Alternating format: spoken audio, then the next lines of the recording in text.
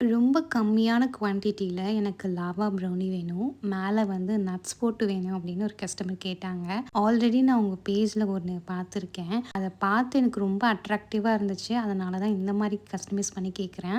ஆனா எனக்கு வந்து லோ குவான்டிட்டில தான் வேணும். ஆல்ரெடி நான் ஒரு ஹோம் பேக்கர் கிட்ட ட்ரை பண்ணியிருக்கேன். பட் எனக்கு அந்த அளவுக்கு சாட்டிஸ்ஃபைடா இல்ல. ஸோ அதனால தான் வந்து உங்ககிட்ட கேட்குறேன். அதனால லோ குவான்டிட்டிலயே குடுங்க. டேஸ்ட் பண்ணிட்டு அதுக்கப்புறமா வந்து ஆர்டர் பண்ணிக்கிறேன் அப்படின்னு இந்த கஸ்டமர் சொன்னாங்க. நெறைய கஸ்டமைஸ் பண்ணியிருந்தாங்க.